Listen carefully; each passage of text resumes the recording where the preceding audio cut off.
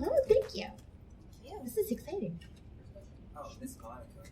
Yes. First off, I don't want to seem like a downer, but when you heard about the Japanese voice actress for Bulma, how did that make you feel? Hiromi Suru, and I tell you what, it's interesting because like there have been other voice actors that I guess passed before I recorded the role, like Anna and Shimonetta. I know that voice actress passed. But it's different when you work on a show like Dragon Ball. I've been working on it for over a decade now, which is crazy to me. So that's all of those years of hearing Hiromi Suru's voice. And I remember being really upset because I never got the chance to meet her. And so we spent so much time working on the same character and everything. I really would have loved to have been able to sit her down and be like, tell me all about it. Give me the tea. Tell me all about how you feel about Bulma. This is how I feel about it. See if we're on the same page. So it really hit me hard, and it hit me really hard when I went in for, I forget what game it was that we were recording at the time, but we went in for a game, and she was still there, and it was after she'd passed, and I was like, it sucks because you hear that voice, and that's that same voice you're accustomed to hearing for a decade, and now it's gone. Now, I will say that Aya Hisakawa, who now plays Bulma, is a super accomplished seiyuu. She's fantastic. We've voiced a lot of the same characters, so I'm hoping that I will get to meet her at some point. But yeah, it was really hardcore. I wasn't expecting to actually cry, the first time I heard her after I knew she had passed, because we'd never actually met, but you have this kindred relationship, this kindred spirit with pretty much anybody who's played that character. I'm sure that there are people the lady in Germany or in Italy that's like, yeah, I wonder what it's like. I'd love to talk to Monica Rial, and I wish we could all get together and have like a party, like a Bulma party. It'd be awesome. But yeah, it really affected me more than I thought it would, but I think that's only natural when you're so in tune with a character like that. I did find it interesting, and this is just my theory. It is not in any way like legit, but I did notice that Aya Hisakawa's voice is just a little bit higher and a little bit clearer than Hiromi's. Hiromi's was a little fuller and just a tad bit lower.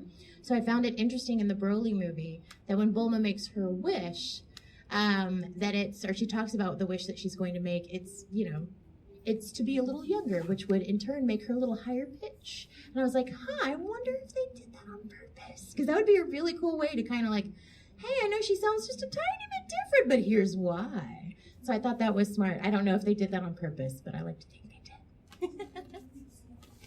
What made you first take an interest in acting?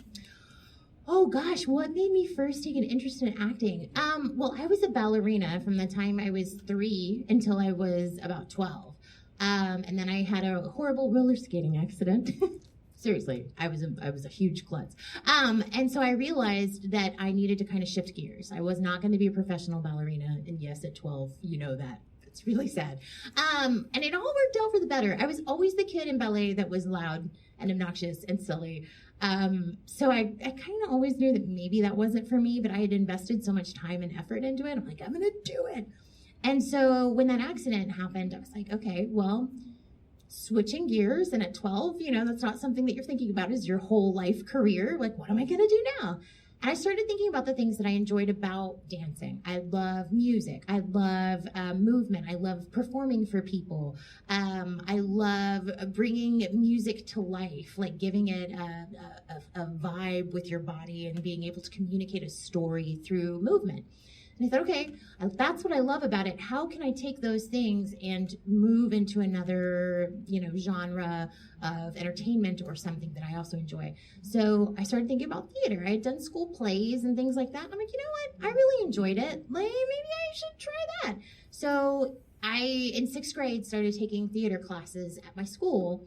And really quickly, just started getting cast. And then I auditioned for a company outside of my school. I thought I was really cool. I was 12 years old, and I got hired by this touring company that did kind of like PSA shows. So there was one called Who Says I Can't Drink, about teenage alcoholism, and Not Me, about teenage drug use. And so I would get taken out of school, and we would travel around Texas, and we would perform these plays for high school kids. So I was like the coolest 12-year-old on the block. So I'm like, I'm leaving school for a week so I can go perform for high school students. I thought I was so cool. But I realized then, like, hey, this is something I really enjoy.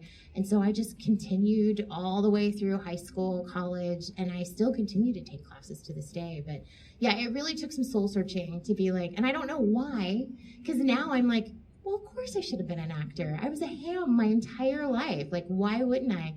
And specifically voice acting, I had never thought of that as a career. Nobody ever told me, like, hey, there's this whole other job you can do as an actor, and you can do it in your pajamas from your closet at home. Like, you know, all of these, I had no idea. So now I go back and try to educate young actors and be like, hey, I know you might want to do stage, you might want to do film. Don't forget about voice acting, because it's not just one thing. You've got a bunch of different genres in this whole aspect of acting. So yeah, sometimes I wonder like how it took me so long to find it, but here we are. Surprisingly, Dragon Ball continues to get more and more popular despite it being around for as long as it has. How have you and your cast mates been able to handle even more popularity within a franchise that everyone is like the most popular anime? It's insane. I mean, like 5-10 years ago, if you say Dragon Ball Z, or Vegeta, or Goku, there's going to be a handful of people that are like, oh, yeah, I've seen an episode or two. Now, if you say Goku, Dragon Ball, Vegeta, people are like, oh, yeah, I know, Kakarot, you know, and they'll go on about stuff. Even my dad, for the longest time, had no idea what I did. When I got cast as Hello Kitty in animation theater, he's like, oh, I should say he's from Spain. That's why I always do the voice. And people are like, so you'd be like, oh, Monica, now you are going to be rich because you are the voice of the Hello Kitty. And I'm like, that's not how this works, Dad. I don't get like commission every time a Hello Kitty item is sold. But when Dragon Ball, when it started coming on television and stuff and he could watch it, he was like, Monica, you are in Las Bolas de Dragón. And I'm like, yeah. Well, the literal translation of Bolas de Dragón is the balls of the dragon. So he would go around telling everybody, my daughter is in the balls of the dragon. And I'm like, Dad. But to have something that my dad could be proud of and actually knew what it was so exciting. Like, even now I can be out with him, and if somebody's wearing, like, the orange Goku, like, he's like, oh, it's the balls of the dragon. I'm like, shh, what the I'll just call it Dragon Ball. But, yeah, it's been really, really cool. The lines have gotten longer at conventions. We've gotten celebrities. Like, I go to a lot of Momocons, and celebrities, like, geek out. Like, oh, my gosh, you're Bulma. I'm like, oh, my gosh, you're famous actor person. Or they'll bring their kids in, which is really, really cool. So it's been fun, and I love that anime is slowly becoming more and more mainstream. I think that's awesome. Out of all the anime characters that you've voiced so far, what's closest to your natural personality? Ooh, that's a hard one. Are there any that are close to my natural personality? Actually, you know what there is? There is a show that not a whole lot of people have watched, and maybe this will help that. It's called Mikagura School Suite, and I play a character named Iruna Ichinomiya. It's a really hard name to say. Iruna Ichinomiya. But that character, Sunny Strait, who also plays Krillin, was the director, and he watched it, and he called me and was like, hey, how's your season looking? Do you have a lot of work? And I'm like, I could take on some more work. What you got? He's like, I've got a show that is starring you. I was like, what? He's like, no, this anime character is you. I'm like, whatever. And he goes, would you be willing to do it? And I was like, yeah, totally. This is fun. Let's see what you think of me. And I got in there and I'm like, oh, she's insane. She's me. Like, she's just crazy and she'll do whatever. She'll make silly noises. She'll do weird stuff and like stand up in the middle of the classroom and make a fool out of herself. And I'm like, oh, it's 100% me. And so it was a lot of fun recording because he just kind of gave me carte blanche. He's like, do whatever you want. Just do what Monica would do. And I'm like, okay. So that was a lot of fun. She was a blast. And the other one I'd say, even though it's kind of embarrassing to admit, there's a show called Watamote. And I play Tomoko, who suffers from severe social anxiety to the point where she does some really cringeworthy things trying to avoid certain situations. And I actually, when I was a dancer, I had crippling social anxiety. When I was on stage, I was fine. But like if my cousin came over to me and was like, hey, Monica, red, quiet, like could not handle it. So to me, there was something kind of cathartic about coming full circle and actually voicing a character with that condition, because I'm like, hey, I know what this feels like and it sucks. So it was kind of neat to come back and be like, to look at it from a different angle and hopefully help somebody that might watch that show and go, oh man, I know how this feels and I don't like it, and try to make it lighthearted and fun so it's not such a hardcore issue. Good question. In the past 10 years, how has you, as a voiceover actress, has transformed with the franchise of Dragon Ball Z? Ooh, how have I transformed along with Bulma? Oh my goodness. So it's been really exciting because Bulma has had so much more to do, right? She's kind of inserted herself into everything. She's like, you guys aren't leaving me on Namek again. I'm not getting stuck with the kids. I want to be in the action. So it's been cool to watch her kind of be more aggressive in being a part of everything. Also, she's taken on this maternal kind of aspect. She's always had it with the kids and with Vegeta, but now everybody, she's kind of, hey, are you okay? Is everybody all right? She's the one who's wearing the pants, whether Vegeta likes it or not. And I love that everybody's terrified of her. You know what I mean? Anytime she says anything, all the Saiyans are, I love that, just because that was not the case before.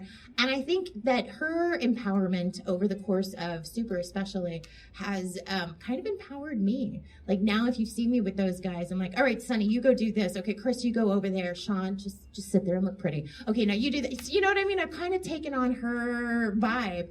I've also gotten a lot more confident and a lot stronger. Like sometimes her choices I think about and I'm like, you know what? I could do that. I can make those choices. I may not have the money she has. I may not have the intelligence to create that she has, but she's such a strong, powerful woman. And I think that, especially right now in this time, that's what we need. We need girls to see these strong, powerful women that even these giant Saiyans are afraid of, so the little girls can aspire to be like Bulma, and it's okay. Empower women, empower women. Yes, exactly. And Bulma is empowered. Especially in the Broly movie, she's like, oh no, you're not leaving me. I'm going to. And then she even took them shopping. How nice of her. Who would you say have the biggest impact on your career? Who has had the biggest? Oh, wow. Oh gosh, there's so many. Who's had the biggest impact? Well, I would say, first of all, Matt Greenfield. Matt Greenfield is a director that I worked with at ADV very closely. We worked on so many shows together. But he was the first person to cast me. So a show called Martian Successor Nadeshko, yes, way back in the day, yes, he brought me in on Walla first. And it was kind of like, and Walla is with all actors, which means you're basically like the background noises and people and stuff. And it was kind of a test because he was like throwing things at me to see if I could do it. Okay, now you're going to improv for 3 minutes and it's all about you want these aliens to go home. They're called the Jovians. Go. Okay, and so I would just do it. And he goes, okay, now do the same thing, only be an old British lady. Okay, now you're a little boy. Okay, now you're this, now you're that. And I'm like, oh, this is fun. Like, it's just constantly improv. And he taught me along the way, like, anytime I do military stuff, like especially Genlock I recently did, that is like an homage to Matt Greenfield because I've never been in the military. I've watched films, but I have no idea how to bark at people like that. And he got that out of me and taught me how to do it. He pretty much taught me how to anime voice act, which is freaking awesome. And I'm sad that I don't get to work with him anymore because he was such a huge part of who I've become. Gosh, and there's so many more, but I would say Matt probably takes the cake. Yes, no, go ahead. Do you have a preference between like doing a character just for a season or like you did film when you're growing with them over the years? I like the long-lasting characters because you get so attached. Like right now, if you guys were to ask me like, what's Bulma's favorite vegetable? What's Bulma's favorite this? I have those answers because I've spent so much time with her thinking about her and sitting in that brain space of Bulma. Whereas, you know, some of the other characters that I've only spent 12 episodes on, I won't have as much information on them because I haven't had as much time to develop the character. So I really love the long running ones just because you do have more time with that character. Especially in the days of simuldubs, it's really hard to get attached to some of those characters because you're only coming in for like 10 minutes a week. So it's really hard at 10 minutes a week to go, yeah, I'm invested, I'm 100% in. Whereas with the long ones, you get more time. What is Bulma's favorite vegetable? Brussels sprouts. Because I think that she would like them because they look like tiny little cabbages. So she likes cute stuff, but at the same time, they're very nutritious. They also taste like bacon if you cook them the right way. She's a meat girl. Not to plug anything Atlanta and take from this, but Public School 404 and here for a long time ordered their Brussels sprouts. Ooh. Make yourself and Momocon. Oh, I like it. I like it. She's like, I don't work there. It's not a plug. Have you experienced Japan before? No, you know what's crazy? I have never been. I feel like I've seen the entire country of Japan animated. I could probably find my way around because I've seen it animated so many times. I know what Tokyo Tower looks like. I know certain intersections. I know certain parks, certain shrines, but I've never seen them in real life. And I think it's not because I haven't had the desire to go. I definitely do. It's more about I have a lot of family in Spain. So if you've got money, guess where you get to go? You get to go see the family, which is great. And I love them. Lo siento, familia. But at the same time, you want to go on vacation. So if you've got a couple of K in your pocket, you want to go to Japan, and instead you got to go see grandma. So that's a little hard. But now that's on my list. That is my next place to go. And I told, like, my best friend is not into it. She's much more into different areas. So she's like, I don't know if I want to go to Japan. I'm like, I'll go by myself. I don't care. I'm just going to go. I want to see it. I've got some voice actors friends, some Seiyu friends now that I'm like, I'm going to come out there. And they're like, yes, we will take you to all the beers and the karaoke. And I'm like, yes, I will do all of the beers and the karaoke. Let's do it. So I will go eventually, and I'll probably video and take pictures the whole time and do a blog or something so everybody can see me experience Japan the first time. I would love to. How much have you enjoyed My Hero Academia now running on Toonami to potentially be this generation's Dragon Ball? Oh, it's so crazy. Like, I had to order more Suyu prints this morning because I was almost out Thursday. Like, holy moly. And Bulma's doing well too, but you never know. Bulma and Suyu are like this constantly, which is crazy because Bulma's been around for 20 years. Suyu's been around for 4, But I will say that I think that the storytelling is very similar to Dragon Ball in the sense that you get attached to those characters. And I love those character-driven shows because you could watch them go to the grocery store and you would be totally enthralled, right? Because, they're kooky, they're weird, it's crazy. So I really love that about it. But I think that what's great about My Hero is the underlying message of, you can be whatever you want to be as long as you work hard and you're determined. Not only that, but I think that the creators of My Hero were very smart. They've been very vocal about the fact that they didn't want to make it too Japanese-centric. They wanted it to appeal to a wider audience. So you'll notice that there isn't as much mention of like Japanese food or Japanese this, and it's because they wanted it to be able to be translated in every country and stand alone and not be just an anime. They have a bigger goal in mind. And I think that's really cool because I think some people can get alienated if they're not familiar with anime and all of a sudden you're talking like you're using honorifics or you're talking about certain foods, and people who don't understand that are like, okay, I'm out. They're speaking Greek. I have no idea what's happening. But I do love that it has become as popular as it has because when it first came out, everybody was watching it. And we were nervous because we were like, this is such a good show. And it seems like everybody got the memo at the same time because then all of a sudden it was like, My Hero. And I think we were the ones that were more surprised than anyone because it was like, we've been talking about this show and how great it is and nobody watched it and suddenly everybody's seen it. But I'm excited for it. I love that. I see a lot of families where, the grandparents and the parents are like, Dragon Ball, and the kids are like, My Hero, but they're cross-pollinating. So they're watching the My Hero and they're watching the Dragon Ball, and it's creating these families that just love Dragon Ball and My Hero, and it's awesome. What are you passionate about outside of performing? Ooh, what am I passionate about? Passionate about outside of performing. So many things. I'm a huge animal lover. I love animals. I'm big right now in women's rights and standing up for women because I feel like our society is not always doing a good job. It's like, look, just because you have a vagina doesn't mean you should be less of a person or treated like less of a person. And I think that there's a misconception, and especially in the anime community, I hear this a lot from guys. They use terms like feminazi and this and that. And I'm like, I don't think people understand. Feminism is wanting to be equal, right? Equal playing field. It's not, I want to be better than them. It's just, I want to have the same opportunities. I want to have the same rights. I want to be able to do whatever I want to do to my body without having somebody say, you can't do that. You know what I mean? Just not to get political or anything, but I want women to have the same rights that everybody else has. And same thing for any like minority group. Like I'm very big on talking about, you know, people of color, trans. I'm a huge trans ally. Like anytime I meet somebody who's trans, who's going through a transition, I'm like, you know, I'll give them my phone number and be like, text me when you do your name change. Text me when you do this, because those are huge moments that they may not be able to share with their families. And to me, that's heartbreaking that a family would like turn someone away because they're trying to be who they really are. Same thing with homosexuality, like a huge ally. So there's a lot of stuff that I'm really passionate about. And I feel like someday, like I might be that anime voice actress turned politician. And everybody's going to be like, you were in this hentai. And I'll be like, whatever. Vote for me. Yes.